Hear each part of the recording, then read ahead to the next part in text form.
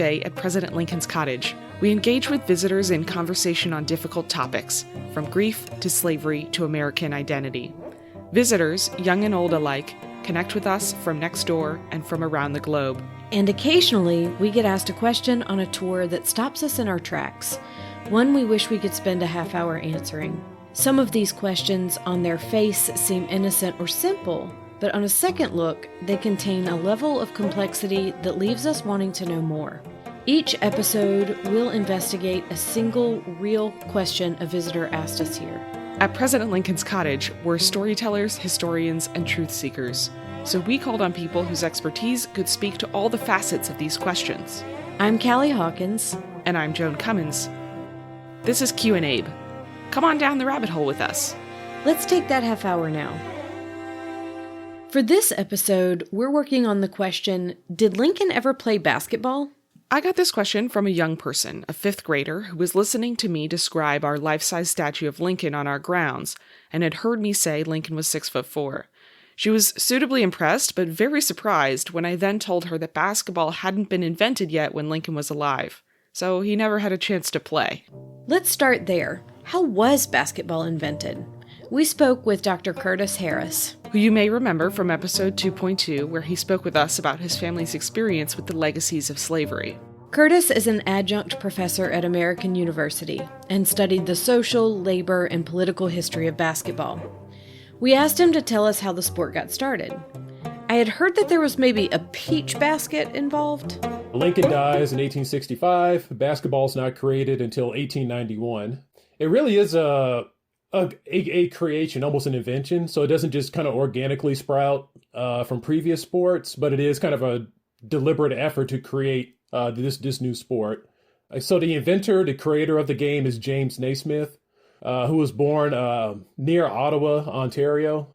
But then he goes to Springfield, Massachusetts, and I think it's 1890 is when he began schooling there at the YMCA training school. So the YMCA is a very important part of this story. So the YMCA training school in Springfield was like the major training school for the institution in the United States. So what these guys would do is they would get this training, and then they would go to other YMCAs across the United States and lead those individual YMCAs. But Naismith, he was charged in the fall semester of 1891 with trying to make an indoor sport for these, who were called the incorrigibles, these students who were kind of unruly, just not troublemakers necessarily, but they were definitely not easy to get along with when it came to sports. They're easy enough to kind of corral during the summer months and spring because they could be outside and doing like the outdoor sports. But when it gets to starts to get colder, it's hard to get them under control because they want to do the rough play, but they can't do that indoors. So Naismith tried to create various sports to try to keep their entertainment, and he would try to modify outdoor sports for the indoors, and they hated that. If I remember right, he tried to do football indoors, and the guys were like, this just doesn't work. I think they tried to do a little bit of modified lacrosse indoors, and that didn't work. Sorry to sidetrack just for a second here, but Gulick, I didn't give him enough credit earlier. The head of the school, Luther Gulick, also an important figure here. He's the man that devised the triangle for the YMCA. So that's a very noticeable symbol for the YMCA. You like the Y, and there's like that little triangle on the Y. He's the guy that came up with the triangle, which stood for mind, body, and spirit. He said all three of those things have to be equally developed to have not a perfect person, but like a good person, someone who's balanced in life. So getting back to James Naismith and him trying to make this sport, he was trying to make a sport that would be in line with the triangle concept, where the students' minds, body, and spirit would all be kind of in perfect sync with each other. So finally, toward the end of the semester, Naismith was kind of just like at the end of his rope. I think like I've been trying for months and everything's failed. And he strikes upon this idea of, well, what if I take a little bit of soccer, and if I have it where we progress, like, think of us like a soccer field, like we have a sport where it's going to be teams, and we try to progress the ball. He was like, thinking like, what gets people engaged and gets them having fun? So like that soccer and football concept of advancing the ball up the field, people love that.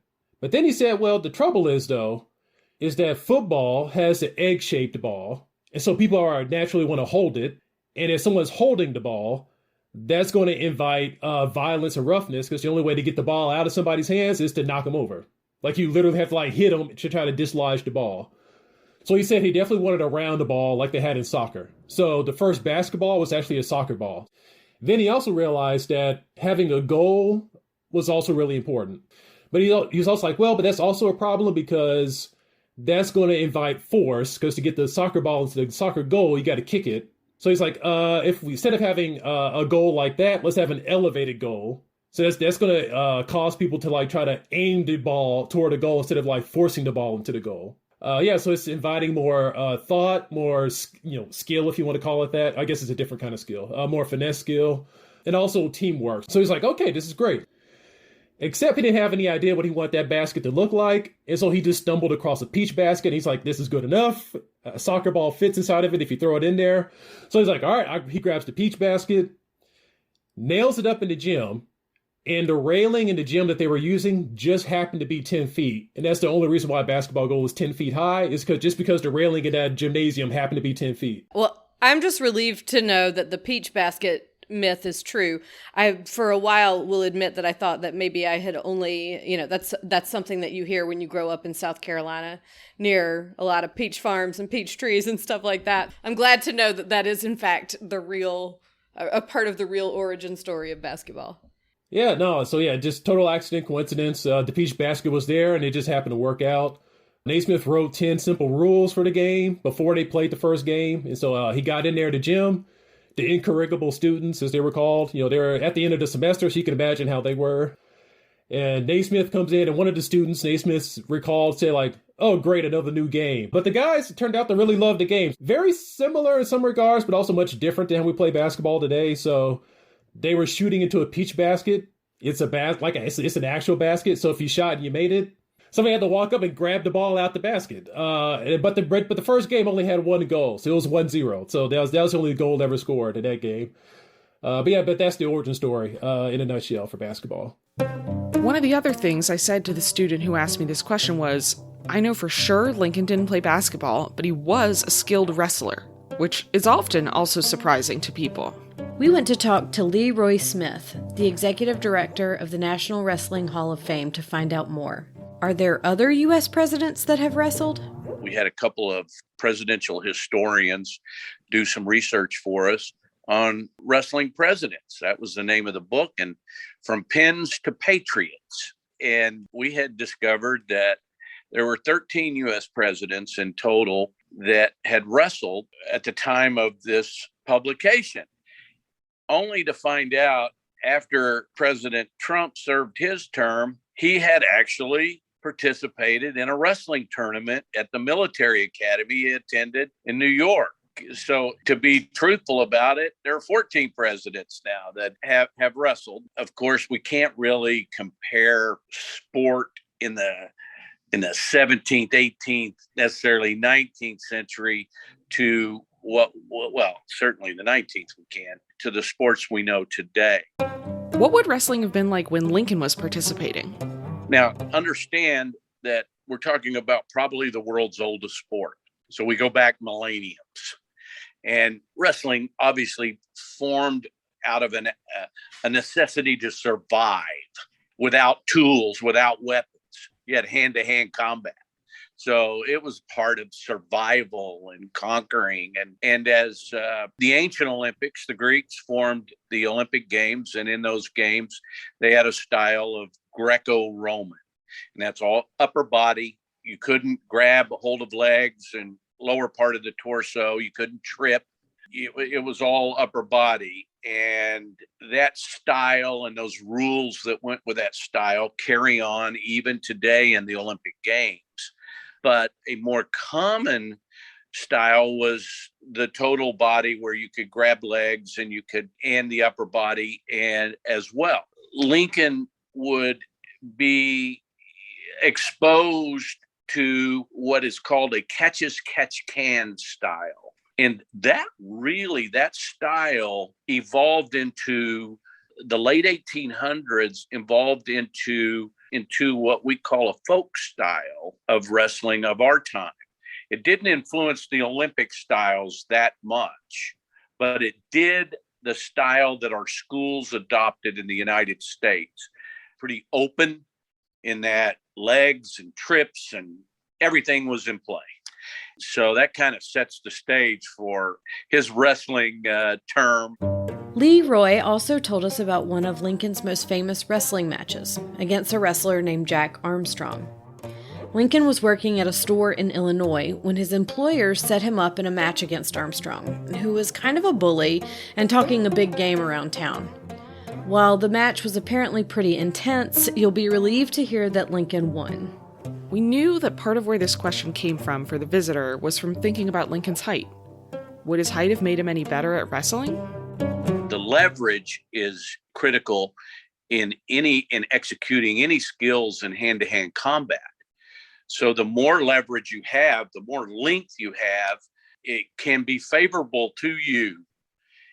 You take the opposite of that, a small or a short statured person would have to try and not allow you to even use your leverage if they wanted to win. But in Abe's case, I'm sure he would go and tie his opponent up so that he could use his leverage in such a way that would take you to the ground with whatever skill it was, whether it was a throw with an upper body, what we call underhooks and bear hugs, and or grabbing legs and taking you to the mat with some kind of a trip. I say mat, it was the ground in those days. He had that edge and would use that frame and that length to execute winning takedowns, winning turns, tap outs, getting them down where, you quit? Yeah, I quit. And what about basketball? Would Lincoln have been any good? Hard to tell. No one ever noted the spring that Lincoln had. How bouncy is he? Yeah, because a lot of things about basketball is about your reaction time to what's happening. So obviously we know Lincoln was a good wrestler, so he has good strength. Strength is a good asset to have in basketball. It's not the only thing. Now, what he had going for him is that he was tall, 6'4", also had long limbs. That's also really good in basketball. As you two can attest, I also have long limbs. So, sorry for listeners, y'all can't see me, but I have really long arms. So when I play basketball, that is what people always gripe about. Not angrily, but there's I didn't think he'd get the ball. He just reached over me and grabbed it because I just have really long arms. You can reach and grab rebounds or make steals that people don't anticipate or block shots that people don't anticipate that you might be able to.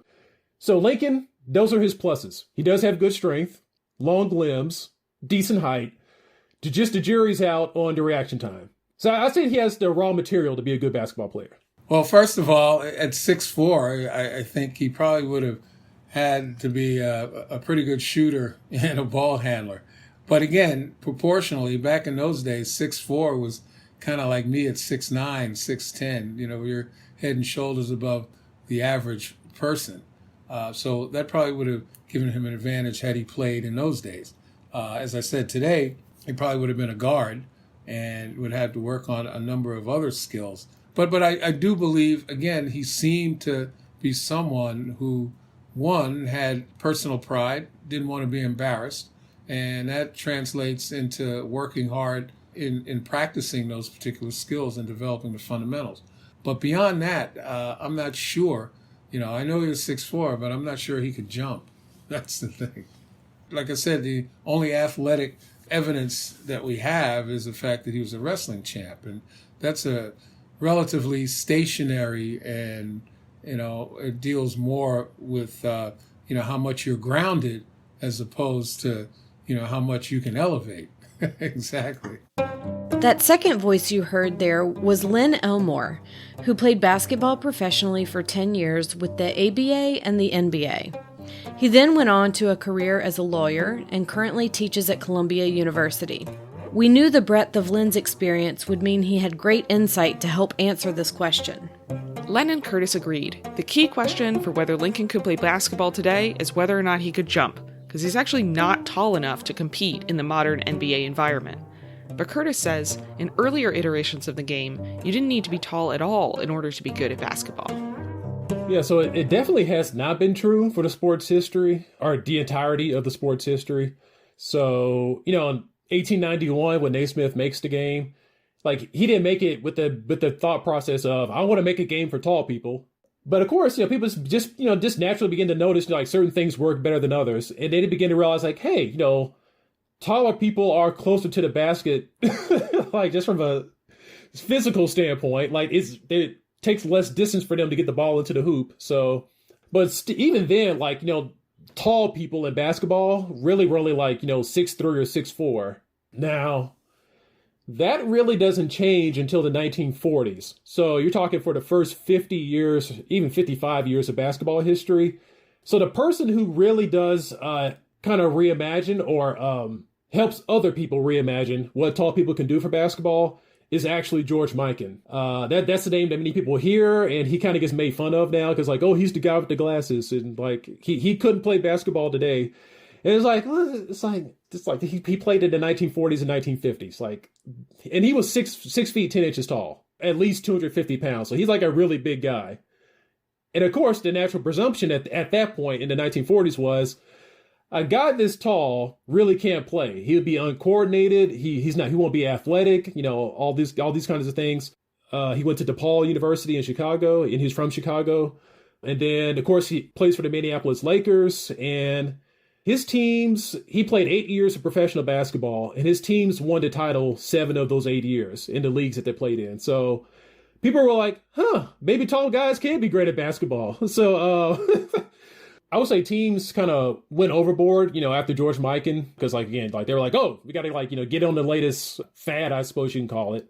Like, Wilt Chamberlain comes along in 1959, 1960, and he's 7'1".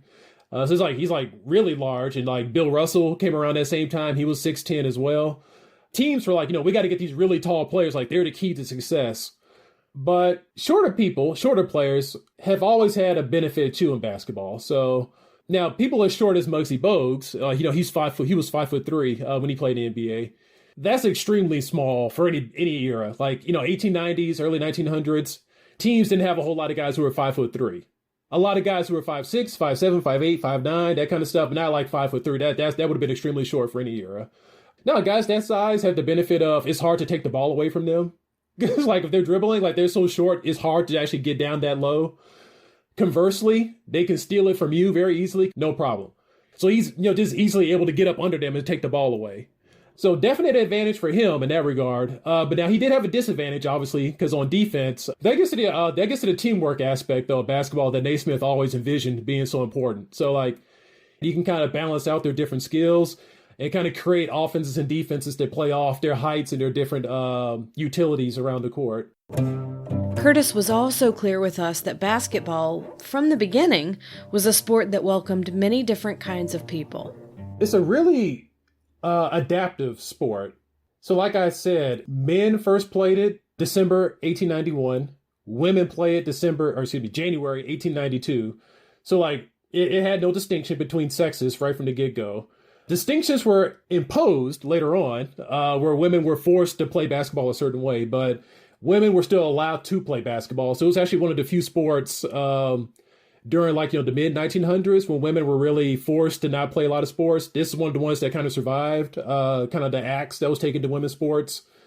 Also, even though it was created by middle-class white Americans or white Canadians, James Naismith, Black Americans took up the sport very quickly. It actually was also very popular amongst Native Americans in the early 1900s. So it was a very popular sport with them. Racially, it was never pigeonholed as like one person sport. Even though at one point it was also called Jew ball because Jewish immigrants love to play it so much. But that's because, again, it's adaptive. Jewish immigrants mostly lived in urban areas, and basketball was an indoor sport. But all you really needed for the game was, the hoop and the ball, whereas football needed all this equipment. Lacrosse, you need all this equipment. Basketball, you just need the hoop and the ball. And then even people with disabilities, like people in wheelchairs have played basketball since at least the 1940s. So it's a sport that it has just been able to have lots of people been able to play it for such a long period of time. Leroy told us similar things about wrestling. that it's a sport for folks of all sizes, colors, and genders. Women's wrestling continues to grow more and more popular. Leroy says when we get our first female president, she will have been a wrestler, yes. We also spoke with Tamika Dudley, who coaches the girls' basketball team at Sidwell Friends School here in Washington, D.C. I coach at Sidwell Friends in Washington, D.C. And, currently we are the number one team in the country in basketball, girls basketball. So super excited about that. We have a great team of young ladies that not only are high academic students, but also very high and skilled athletically. There's other teams in the country that are just as talented as us. But, one of the things I think makes this group super special is that they all are really willing to kind of sacrifice their own personal goals for a common team goal. I've definitely seen photos of Lincoln where he looks awkward sitting in furniture, like he doesn't have enough space for his legs. We wanted to know from folks who've lived it, besides basketball cred, how might Lincoln's height have impacted other parts of his life? I think that it's funny because I have a daughter that plays on the team and she's 6'2". And I can remember and she's always played basketball, but I remember very early that she hated being tall. Like that was a big part of it. Like she was like, I hope I'm done growing. She was very tall very early. But I also think people kind of stereotype you because you're tall at times. Just like to ask the question, was Lincoln a basketball player because he was tall? Yes, I think that automatically comes with the territory of having that height. But I think for female athletes, sometimes you can be super uncomfortable when you're really tall because, I guess it's not normal and kids want to fit in and they don't want to stand out. And I think those things are things that have resonated with a lot of our players. Anything that makes you stand out from others comes with a whole suite of ups and downs. Len shared some of his experiences with moving through the world as a tall person. In positive and sometimes negative ways. From a negative standpoint, people always seem to be, in the circles that I've traveled in, there's always someone who is, quote, intimidated simply by size. And that's obviously not my intent to intimidate anyone. And, it requires me to be more open and, try to engender that kind of trust and to get a feeling from people that, I'm not a 6'9" monster. I'm just a normal person. I think from a positive standpoint, certainly taller people in business particularly seem to, have some kind of edge, whether it's from a perception of leadership or something along those lines. And particularly when you combine education with size in that regard and with, the ability to interact with people, it's certainly been a positive. Never lacked for attention, that's for sure. So, it wasn't as though I could, be part of the wallpaper. So it's kind of really, forced me to be a little more outgoing. As a child, I wasn't. I was relatively shy and, certainly I wasn't necessarily proud of my height, but as time went on, it started to show me that it was an advantage in many ways. I certainly sympathize, empathize, all of those things, simply because the world wasn't made for people taller than the average person. I get that today. Even though you have king-size beds, my feet will still hang over. There's so many things. Doorways are barely, right now they're 7 feet tall. I can imagine what they were like 150 years ago, walking through those doorways. And of course, Lincoln had the nerve to wear a stovepipe hat, which probably made him 7 feet tall. So, it had to be a double whammy there. Like Curtis told us earlier, basketball was a deliberate creation. It was intentionally designed to cultivate not only the body, but also the mind and the spirit. So I found Naismith, what he wrote about the 3 principles or 3 values of basketball that I thought really stood out that he wrote about. And the 3 things that really stood out for me was that he wrote about self-sacrifice, self-control, and sportsmanship. And he wrote that sportsmanship was the player's insistence on his own rights and his observance of the rights of others. Yeah, so he said sportsmanship is not just about like making sure that you're able to play the game right, but make sure that everybody's able to play the game. Then the self-sacrifice, Naismith defined as the willingness to place the good of the team above one's personal ambitions. And then self-control was the subordination of one's feelings for a purpose.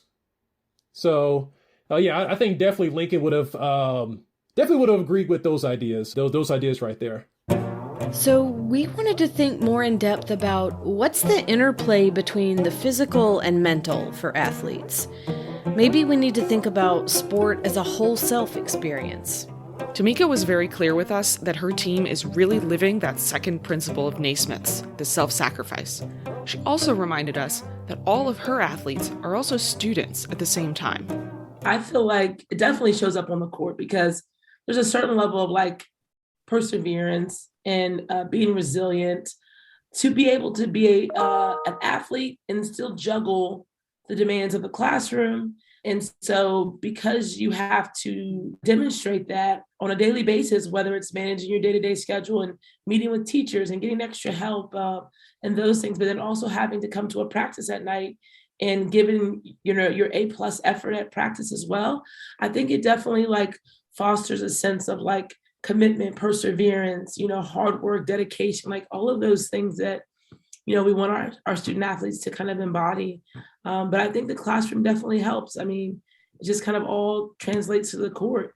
And then even goes deeper than that now because, there may be things that you want to accomplish on the court because it's something that's recognized or notable in like the basketball world. Maybe you get an accolade because you score a certain amount of points. But to even be willing to sacrifice those accolades, individual accolades for the team, those things kind of go through your mind as you're playing the game. And it's whether to make the extra pass or do I shoot it because I might get noticed more because I score another point. You know what I mean? There's a lot to manage. And I think it's interesting the extra layer of intensity that the social media world brings to the table because especially for teenage girls or young kids, they're like managing their emotions and that whole world so differently. Like we didn't have that when we were younger and playing. Len talked about how physicality could also be a form of intelligence in and of itself. To be an athlete, to be a good athlete, requires an innate intelligence that, we probably can't necessarily look at, put our finger on and measure, but certainly it's there to understand where you are, what you're supposed to do, to understand, particularly in team sports, how everything fits. That requires a bit of thought that I wouldn't call it deep thought, but certainly it requires thought. It requires the ability to anticipate, the ability to formulate. And I think that in those areas, whether you're a deep thinker or not, it certainly requires that level of intelligence to be able to put it all together and make something of it. Obviously, people learn and people express their intelligence in different ways. And to take what you absorb cerebrally and to put it into action physically is another aspect of that intelligence. And, those who can do it extraordinarily well wind up in the Hall of Fame. They wind up becoming presidents. And Leroy agreed that it's a combination of physical skill and mental acuity that leads to success. You need that drive to perform well, to compete well, to execute well. So that the mental is extremely important. And part of the reasons why so many, I think, presidents have wrestled is that it's been often described that a wrestling match is like a chess game, but it's going at about 100 miles an hour. And so you're on automatic pilot when you touch each other and you start competing. It's everything's going quick. So it's automatic responses that have had to been trained to execute, but you also have to be ready for the unexpected and be able to respond. So your head's got to be, your mental has got to be functioning well and on automatic pilot, really. How might these less tangible aspects have played out for Lincoln? We wanted to know from Len, since he has experience with both, do you need the same kinds of skills to succeed on the basketball court as you do in a court of law? No, I think that there are many skills that are pretty much the same, at least on the surface. I think that to be a great athlete, you have to be steeped in very sharp fundamentals of basketball, the abilities that are necessary for your position. Now, when I was a center, I didn't necessarily have to dribble the ball much, but, rebounding, playing defense, certain offensive skills. Over and over, you have to polish those. And I think throughout law school and, in my practice, I began as an assistant district attorney in New York City and Brooklyn, New York. And, I did some defense work, and I was an agent trying to represent and speak up for athletes as well as in other areas of public interest. Being steeped in the fundamentals of the law, steeped in the fundamentals of that particular business were extremely important, because you can only build and improve off of a base of fundamentals. And I think that that's important. And, when you look at, say, a person like Abraham Lincoln, who was self-taught as a lawyer, but nevertheless, his understanding of the Constitution, his understanding of the law from everything that I read was so fundamentally sound that it allowed him to build off of that. And again, it also allowed what I call that moral evolution, that he kept his mind open and was able to make changes through his reasoning power. And I think all those things were important. For me, as a trial lawyer particularly, it was all about understanding the rules within court decorum, and also being able to utilize those rules and recognize various ways that you could use them to your benefit. Yeah, they're both very intense environments with a lot of rules attached to them, and how you operate within the rules that are around you helps determine your success. Yeah, you find ways to utilize them to your benefit. One of the key things we talk about with Lincoln is his ability to work under pressure. His presidency was full of intense challenges, both personal and national. It was interesting to think about his athletic background as a part of this, especially as Leroy told us about how wrestling builds resilience. The self-confidence just grows enormously when you feel like you can defend yourself. You learn these skills and acquire these skills so that you can defend yourself. You just watch their self-esteem grow with that learning experience. And as a result, you're helping people become more self-reliant to a certain degree. It's not an easy sport. We always say, why is it not easy? Well, when you get thrown down, you got to get back up, and you got to keep getting back up. Well, none of us like to get thrown down. And some of us, after we keep getting thrown down, we may quit and give it up. But those who stay with it and stick it out, they have learned that getting back up is the key to life. And we like to share that message with people who really don't know why wrestling is important and what it's all about as a sport today. At Columbia, Len teaches a course on athletes and social justice. Is there something particular about athletes that make them effective activists? Better at getting back up? Well, it really depends on who the athlete is and what the athlete has experienced, I believe. And then recognition of their platform, the courage to stand out, courage to stand up. Those are very important virtues that are required. Not all athletes can be advocates for social justice. As I said, I think a lot of it has to do with experience, their experiences as well as those around them.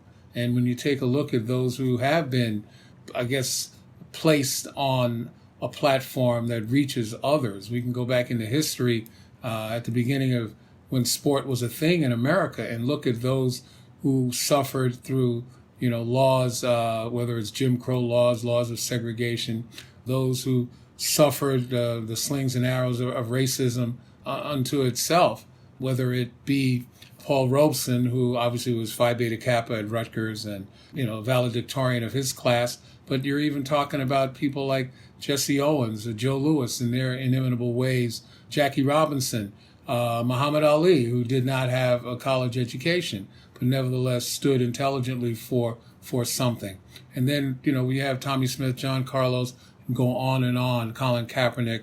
We can talk about women who have experienced the dual edge of the sword of discrimination, both as women and, as women of color. Those who in the Olympics, Wilma Rudolph, among others, Althea Gibson.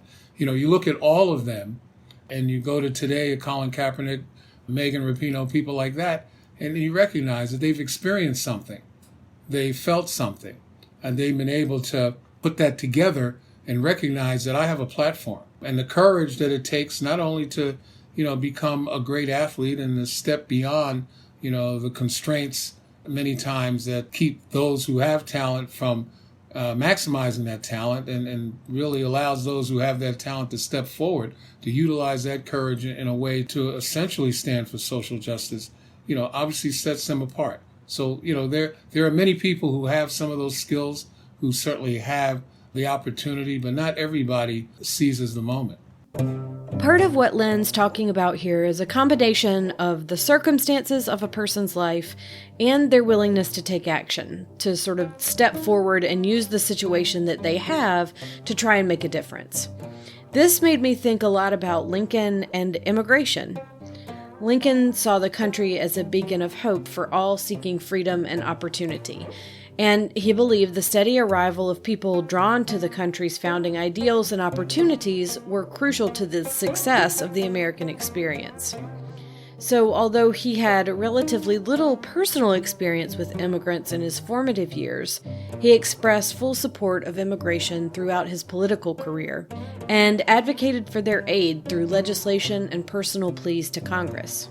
When I asked Tamika about how people can best support the young people in their lives, including athletes, she said, I think one thing is just, staying focused on like the positive things when it comes to the game of basketball, or when you're watching your child or your peers or, family members playing sports, because many times if you are constantly scrutinizing the game, or your child, or it takes the fun out of watching, and you can't really enjoy what is actually happening on the floor. And, it's just kind of like sometimes when you're watching, sometimes it's good to be kind of mindless and just watch the game and enjoy it. And so I think that's something that I would love to share with others. Like, don't scrutinize so much, just enjoy what's happening on the floor. Just be in the moment of the experience. Exactly. Yes. The cottage provided space for Lincoln to do just that, to be where he was. And in that way, it supported him in his work towards justice, even if it never served as an arena for him to show off his basketball skills. We want to encourage you to think about, what are your values and how can you instill them in all the different things you're doing? How can you be deliberate in the way that James Naismith was in building the world around you? This episode was produced by me, Joan Cummins, with Callie Hawkins and support from the President Lincoln's Cottage team. Music for Q&A was written, performed, and is copyrighted by Clancy Newman. Q&A is possible thanks to generous supporters of President Lincoln's Cottage. To find out how you can support this podcast and other programming, visit www.lincolncottage.org. And if you're enjoying the show, please tell a friend. To the young person who asked this question, thanks for taking us to whole new arenas. We also owe particular thanks for this episode to Johnny DeLascio, Rebecca Kilborn, and Brody Remington. Comments, questions? Write to us at podcast@lincolncottage.org. President Lincoln's Cottage is a home for brave ideas. Stay curious.